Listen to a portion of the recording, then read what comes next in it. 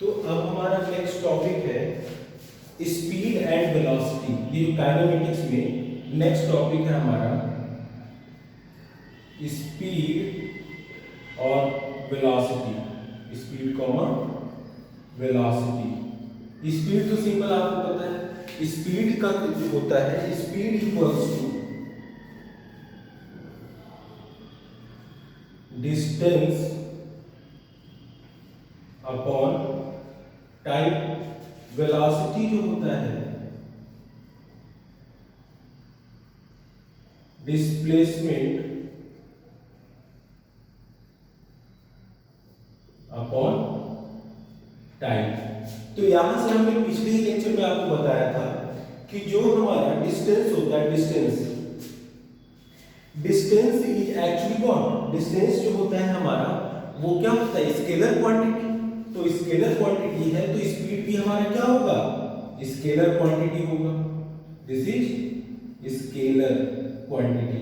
Velocity हमारा vector quantity होता है, तो this will also, displacement is vector quantity, तो ये भी हमारा क्या हो जाएगा, वेलोसिटी जो होगा वेक्टर क्वांटिटी। अच्छा, स्पीड जो होता है हमारे स्केलर क्वांटिटी है, वेलोसिटी जो है हमारी वेक्टर क्वांटिटी है। अब यहाँ पे बात आती है कि ये स्पीड एक्चुअली होता क्या है। स्पीड क्या होता है भाई, जितना डिस्टेंस चलेगा पर यूनिट टाइम वही स्पीड होता है। बट स्पीड को कितने टाइप से मेजर करते हैं, there is two types of speed. तो यहाँ पे चलते हैं, एक होता है हमारा इंस्टेंटेनियस और एक होता है एवरेज स्पीड। तो स्पीड जो है वो दो टाइप के होते हैं। पहला होता है हमारा इंस्टेंटेनियस, TANTA, इंस्टेंटेनियस स्पीड, और जो दूसरा होता है वो हमारा होता है एवरेज स्पीड। तो जब हम इंस्टेंटेनियस स्पीड की बात करते हैं तो इसकी इंस्टेंटेनियस मींस होता है हमारा एक क्षण, एक कोई एक पर्टिकुलर मोमेंट ऑफ टाइम, कोई एक पर्टिकुलर क्षण। जैसे हमने कहा कि सपोज कोई बस जो है यहाँ आगरा से दिल्ली की ओर जा रहा है, तो जब वो आगरा से दिल्ली की ओर जा रहा है वो बस, तो उस केस में क्या होगा, वो मान लिया कि वो 4 बजे सुबह वो जो है बस आगरा से दिल्ली को खुली, तो 4:25 पे जब मैंने देखा तो बस की जो गाड़ी स्पीड थी वो थी 25 किलोमीटर पर आवर। तो वो जो एक पर्टिकुलर मोमेंट में, एक पर्टिकुलर टाइम पे जो स्पीड होता है that is called instantaneous speed. तो ये हमारा एक पर्टिकुलर टाइम पे, एट पर्टिकुलर टाइम, किसी पर्टिकुलर टाइम पे जो स्पीड होता है that is called instantaneous speed. अच्छा, तो फिर एवरेज स्पीड क्या होता है? एवरेज स्पीड जो होता है जब हम थ्रू आउट इफेक्ट देखते हैं, जैसे कोई बस जो है आगरा से दिल्ली की ओर चला, तो उस केस में क्या होगा कि वो जो है डिफरेंट डिफरेंट पोजीशन पे, डिफरेंट डिफरेंट प्लेसेस पे उसकी वेलोसिटी जो थी डिफरेंट थी। तो थ्रू आउट हमने कहा कि भाई तुम 10 के घंटे में 400 किलोमीटर के डिस्टेंस ट्रेवल कर लिए, तो हो सकता है उस 400 के डिस्टेंस जो ट्रेवल कर रहा हूं, तो उस केस में पहले हो सकता है 50 किलोमीटर तक वो 20 की स्पीड से 40 की स्पीड चल रहा हूं, फिर हो सकता है अगले 50 किलोमीटर वो 100 की स्पीड चल रहा हूं, और हो सकता है अगले में वो 60 किलोमीटर पर आवर चल रहा हूं। लेकिन जब हम उसका एवरेज निकालेंगे 400/10, 400 किलोमीटर 10 घंटे ट्रेवल कर रहा है, तो उसका स्पीड आता है 40 किलोमीटर पर आवर। तो क्या वो through out the motion 40 kilometre per hour चल रहा था? नहीं, हो सकता है शुरू में वो 20 किलोमीटर पर आवर, उसके बाद 50 फिर 100 इस तरह से लगातार उसका चेंज हो रहा होगा। तो थ्रू आउट इफेक्ट जब देखा जाता है during motion, through out effect जब हम देखते हैं तो that is called average speed. Suppose कोई व्हीकल है, वो पॉइंट ए से, this is point A and this is point D, इसके बीच में वो दो पॉइंट है बी और सी। ये ए टू बी जो है 6 किलोमीटर पर आवर और बी टू सी जो है 7 किलोमीटर पर आवर से सी टू डी जो है 8 किलोमीटर पर आवर से चल रहा है। तो ए टू डी जो है और डिस्टेंस जो है हमारा 7 किलोमीटर पर आवर है ये, this is 7 kilometre per hour, this is 7, ये 6 kilometre per hour, this is 7 kilometre per hour, ये किलोमीटर पर आवर आर। तो यहां पे स्पीड, इसकी एवरेज स्पीड क्या हो जाएगी? Average speed would be 6 plus 7 plus 8 v1 plus v2 plus v3 upon 3, number of कितने होते हैं, अगर 4 होते हैं अपॉन 4, तो 6 plus 7 plus 8 upon 3,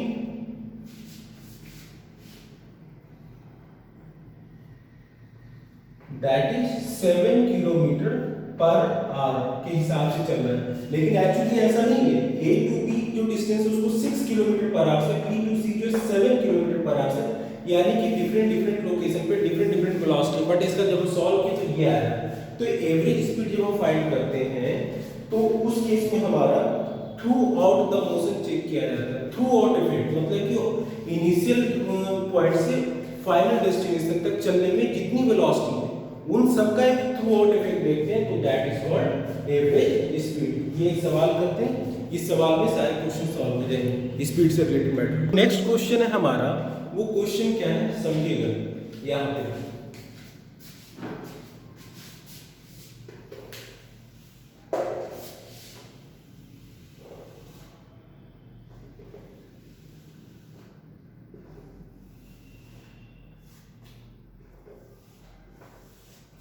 क्वेश्चन है हमारा, ये है question, this is a car covers the first half of a distance, a car covers the first half of a distance between the two places at a speed of 40 kilometre per hour and second half of a distance 60 kilometre per hour. What is the average speed of the car? अभी हमने बोला कि जब average speed की बात होती है तो उस केस में हम यहां पे क्या लेते हैं, उस केस में हम क्या लेंगे, यहां पे डिस्टेंस लेंगे थ्रू आउट इफेक्ट का। तो जब हम थ्रू आउट इफेक्ट की बात करते हैं तो उस केस में हमारा एवरेज स्पीड क्या हो जाएगा, यहां पे हम मानेंगे कि दो हाफ दे रखा, हम वहां पे क्या लिए थे, हमने अज्यूम किया था कि कोई पॉइंट ए है और बी है, ए टू डी चलता है, पहले बी ए टू बी फिर बी टू सी फिर सी टू डी चलता है। यहां पे केवल दो है, ए टू बी टू सी, बस यहां पे दो हाफ दे रखे हैं। तो इस केस में जब दो हाफ है तो कह रहे हैं फर्स्ट हाफ जो है वो चलता है, first half of a distance between two places 40 kilometre per hour से, यानी कि फर्स्ट हाफ जो है वो 40 किलोमीटर पर आवर चलता है एंड सेकेंड हाफ जो है वो 60 किलोमीटर पर आवर चलता है। अच्छा, what is the average speed? देखिए थ्रू आउट इफेक्ट हम निकाल रहे हैं, हमने मान लिया क्योंकि हाफ हाफ दे रखा है तो हमने यहां पे मान लिया कि फर्स्ट हाफ की डिस्टेंस जो है x है, तो सेकेंड हाफ की भी डिस्टेंस क्या होगी, x होगी। तो एवरेज स्पीड हमारा क्या होता है, अब दूसरा मेथड पहला हमने बताया था average speed equals to v1 plus v2 plus v3 upon n number of turn, यहां पे था। अब यहां पे क्या करेंगे, यहां पे हमारा टोटल डिस्टेंस ले लेते हैं। तो यहां पे जो इस कंडीशन में हम लेंगे वो हमारा टोटल डिस्टेंस, स्पीड तो हमारा डिस्टेंस अपॉन टाइम होता ही है, एवरेज है तो हम टोटल डिस्टेंस ले लेंगे, तो दैट इज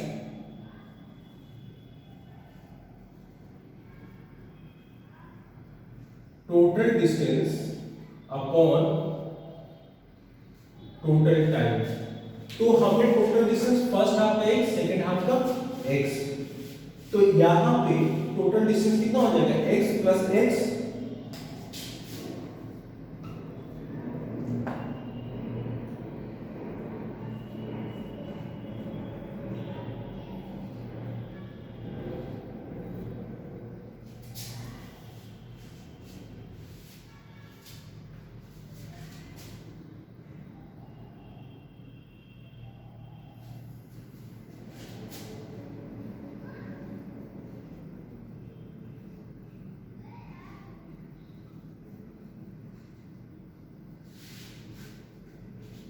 वो एक्चुअली बगल में डिस्टर्बेंस हो रही थी इसलिए मैंने माइक ऑफ कर दिया था। तो देखिए पहला यहाँ पे टोटल डिस्टेंस ये हो गया टोटल टाइम, तो ये इस टाइम को हमने माना t1 और इसको माना t2। तो velocity to distance upon time, तो t equals d upon v, तो v हमारा 40 दे रखा है, तो यहाँ से t1 जो हो जाएगा इधर चला जाएगा, तो t1 equals to x upon 40। इसी तरीके से t2 क्या हो जाएगा x अपॉन 60। तो टोटल टाइम जो हमारा टोटल टाइम है वो क्या हो जाएगा t1, this is t1 and this is t2। तो t1 है x upon 40 plus x upon 60, LCM आएगा 120, 3x प्लस 2x। वीडियो में आ रहा है।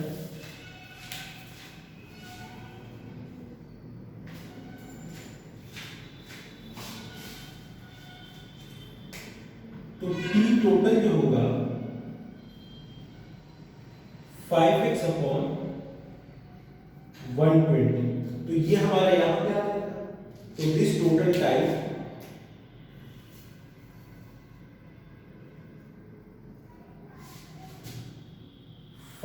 अपॉन 120। तो यहां से जब हम इसको सॉल्व करेंगे तो 2x अपॉन 5x, ये 120 ऊपर चला जाएगा इनटू 120। तो ये जो x है ये x इस x से कैंसिल आउट हो जाएगा।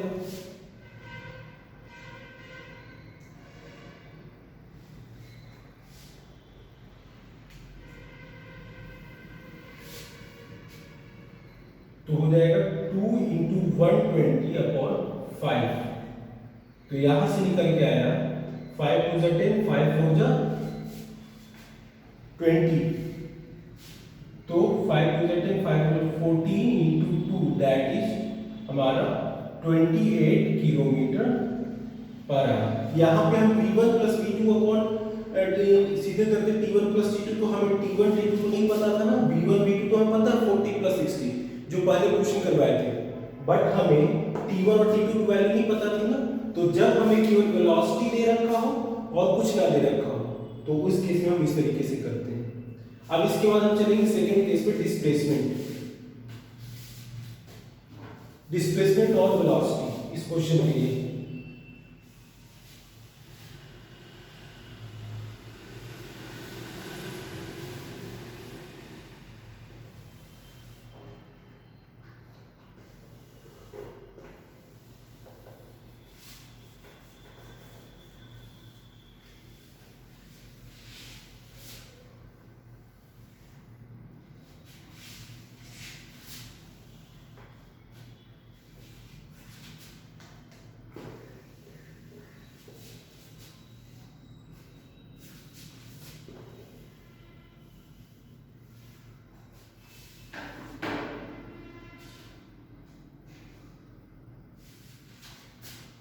अब यहाँ भी काफी इंपॉर्टेंट है, ये बोर्ड वगैरह में काफी पूछे जाते हैं।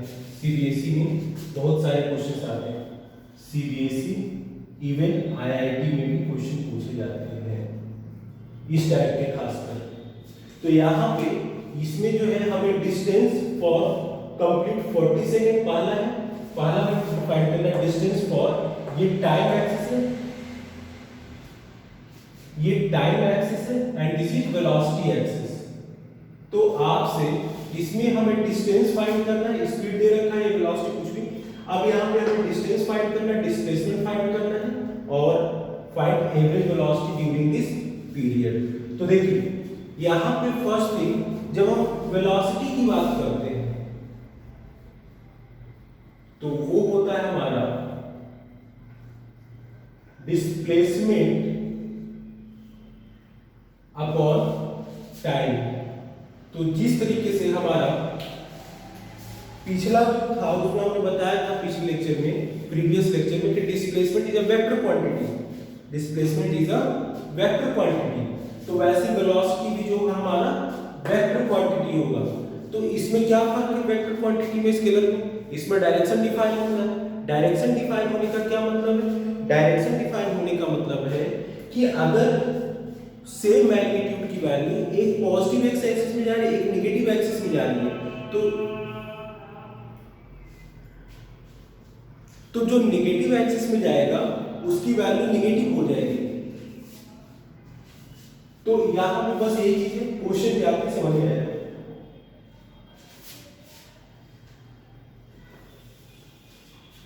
तो ऐसे क्वेश्चंस में जब भी आपको इस तरीके से दे रखा हो तो क्या करते हैं, अब जैसे हमें डिस्टेंस फाइंड करना है तो टोटल हम ये वैल्यू सॉल्व नहीं करेंगे, यहां पे टोटल डिस्टेंस हमें निकालने के लिए ये वैल्यू सॉल्व करने की जरूरत नहीं, इसको सीधे हम एरिया निकालेंगे यहां पे। तो ऐसे क्वेश्चंस में हम क्या करते हैं,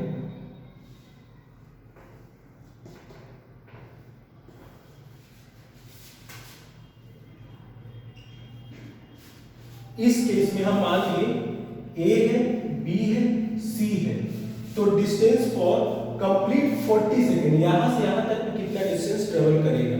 तो ऐसे केसेस में हम क्या करते हैं, पहले एरिया जब भी इस तरीके से दे रखा हो आपको और ये आपका वेलोसिटी दे रखा 5 मीटर पर सेकेंड, यानी कि यहाँ पे वेलोसिटी कितनी है 5 मीटर पर सेकेंड। तो ऐसे केसेस में हम ये ए है, दिस इज बी, तो यहाँ पे आपको वेलोसिटी फाइंड करनी पड़ेगी और वेलोसिटी फाइंड करने के लिए हम यहाँ पे क्या करेंगे, एरिया निकालेंगे, एरिया ऑफ ट्रायंगल का फॉर्मूला लगाएंगे। तो यहाँ पे जब ऐसा केसेस हो तो हम सबसे पहले क्या करते हैं कि हमने इतना ले लिया इस पार्ट को। अब ये देखिए ये जो है हमारा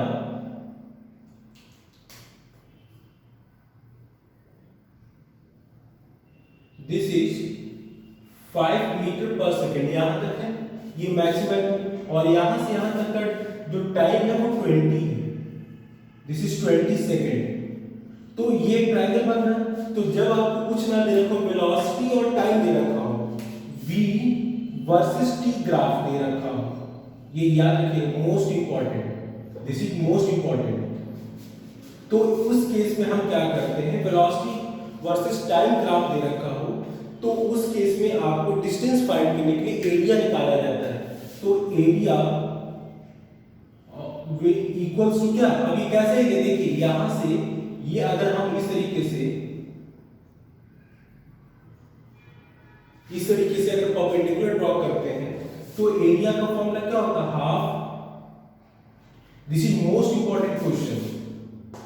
तो half into base into height, half base क्या है, ए टू बी 20, हाइट कितनी है, हाइट कौन सी हाइट लेते हैं, परपेंडिकुलर हाइट लेते हैं, और ये परपेंडिकुलर हमने डाला है, इसकी हाइट कितनी है 5 है, यहां से यहां तक की वैल्यू क्या है, ये 5 दे रखी है।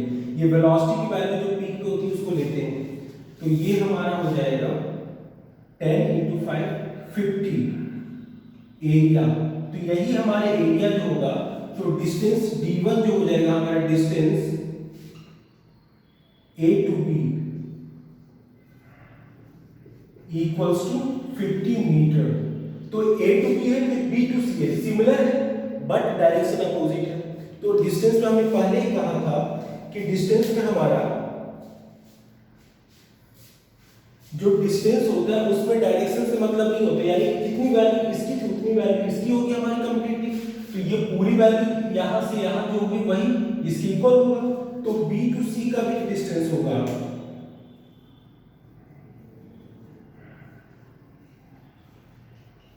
वो भी 50 मीटर होगा। तो टोटल डिस्टेंस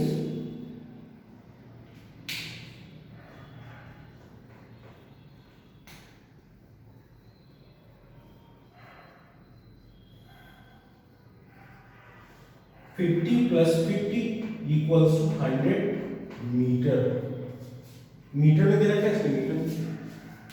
अब यहीं पे सेकेंड पार्ट है हमारा डिस्प्लेसमेंट। तो देखिए अगर ये इतना जो है एरिया वेक्टर की वैल्यू 50 है, ये कैसा है, पॉजिटिव वाई डायरेक्शन में, बट उतना ही है, सिमेट्रिक है, बट क्या है, नेगेटिव में है। तो डिस्प्लेसमेंट क्या हो जाएगा, 0। क्यों, क्योंकि डायरेक्शन डिफाइन है। अगर फर्स्ट हाफ पॉजिटिव डायरेक्शन तो सेकंड हाफ क्या है, नेगेटिव डायरेक्शन में। तो टोटल डिस्प्लेसमेंट जो हो जाएगा 50 प्लस ऑफ -50 दैट मीन्स 0। जितना प्लस का उतना नीचे माइनस का। अच्छा, average, find average velocity during the period. Third है हमारा, वीडियो बना रहे हैं नीचे का, ठीक है अभी इस पे से। तो थर्ड है हमारा average velocity total displacement upon total time.